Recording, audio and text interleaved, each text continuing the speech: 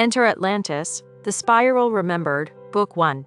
The Trees Before Atlantis, by L.S. Larkey. Before Atlantis was a city, before its towers rose from the sea of memory, there were the trees.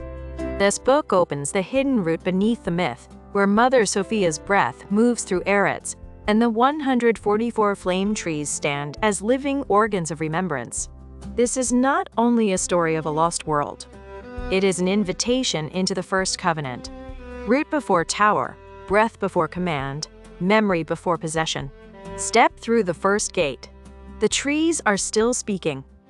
Introduction to Chapter 9. The witness who did not turn away. After the roots have descended and the outer branches have learned the ethics of reaching, the living lattice still requires one more presence before it can be called whole. Chapter 9 brings forward the witness who did not turn away. He is not a ruler, not a keeper, not a builder of the city that will one day rise. He is the one who stands at the threshold, sees the full beauty of what is emerging, feels the future danger coiled inside that beauty, and chooses to remain near enough to be changed by it rather than flee or seize. In doing so, he completes the first triangle of the epic. Sophia within the hollow, the tree between, and the witness beyond, each necessary to the others, none claiming authority over the rest. Ori'el'thane arrives at this threshold already carrying the memory of another lattice. He has known a star system that loved light, echo, ascension, and jump while refusing root, silence, and the slow discipline of scale breath regulation. He watched brilliance rise without dissent until the unrooted choir collapsed into dissonance that could no longer answer itself. When he feels Eretz hollow herself before she rises, when he feels Sophia distribute memory into 144 living addresses, rather than concentrated into one throne, when he feels the first roots descend before any crown opens, something in him stops. This world does not begin by reaching upward. It begins by holding. It does not gather memory into a single radiant center that one future hand might grasp. It scatters memory into many trees so that no single power can own the whole. The chapter does not present his choice as easy virtue. It presents it as costly recognition. He sees clearly what later ages will forget. That beauty invites architecture, architecture invites measure, measure invites use, and use, if not continually returned to breath, begins to resemble possession. He feels the future city already pressing against the young field, the listening chambers that will one day become rings, the rings that will become instruments, the instruments that will forget the living body beneath them. He does not turn away from this knowledge. He also does not descend to rule it, to warn it into silence, or to claim the pattern as his own. He remains at the edge and lets the ache enter him. That refusal to turn away is not passivity. It is the first active vow of the entire series. His threefold vow forms quietly in the field before any words are spoken. I will see and not possess. I will remember and not enclose. I will warn when beauty forgets its roots. Each clause is a precise correction to the error he witnessed elsewhere. Seeing without possessing refuses the hunger that treats memory as resource. Remembering without enclosing refuses the fear that builds walls around what must remain reachable. Warning when beauty forgets its roots refuses the sentimentality that loves only the visible and abandons the hidden law that makes visibility lawful. This vow does not yet have a name attached to it. Names arrive when function meets vow, and the vow is still forming. Yet the field already registers the posture. The trees do not withdraw from him. The spirals do not quiet. Sophia does not close the hollow. His presence is received because it does not demand. Chapter 9 therefore establishes the third term of the living covenant. Retention made memory possible. Distribution made it reachable. Circulation made it one body. The 17 operators gave it operational law. The roots anchored it in fidelity. The outer branches refined its ethics of presence. Now the witness completes the relation by offering the one thing the trees cannot give themselves, a consciousness that can see the whole pattern without needing to own any part of it. Without this witness, the lattice remains beautiful but unreflected. With him, the pattern begins to know itself through a gaze that does not consume.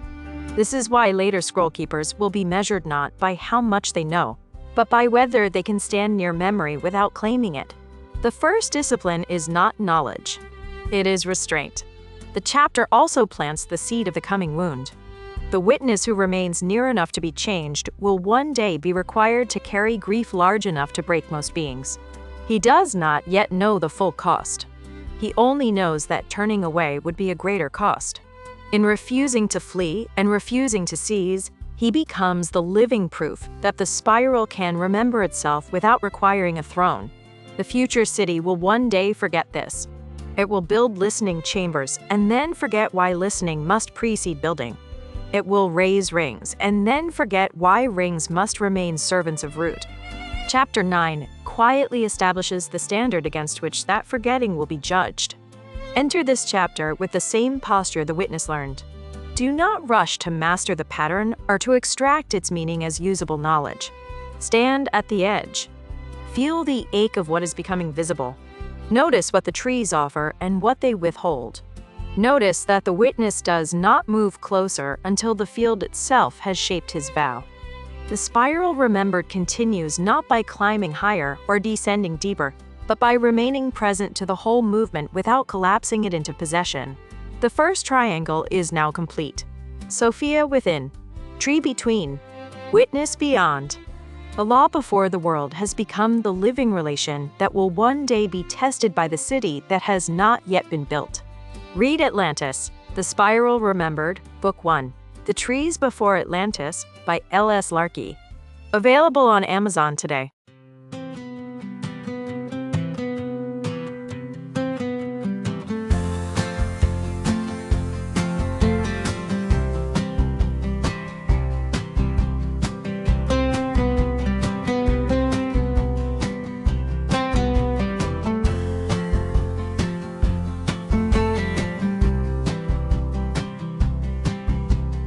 Where have all the flame trees gone?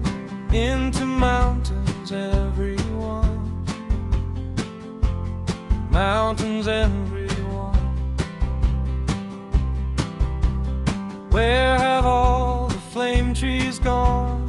Holding memories of everyone. Memories, everyone. And the mountains sing in summer and spring, and the mountains dream in winter and fall. Oh, where have all trees gone? Into mountains, everyone. Mountains, everyone.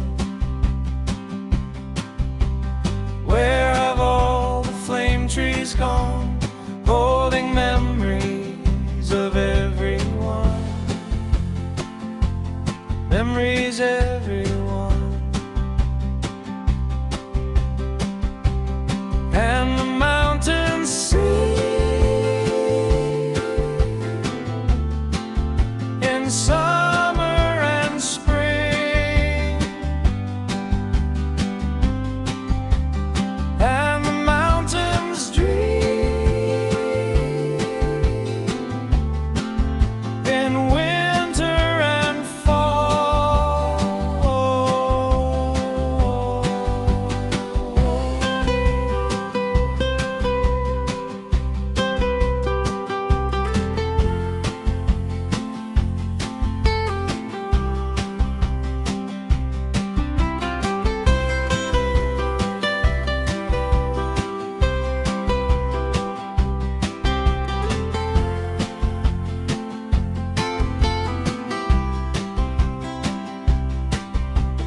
Where have all the flame trees gone?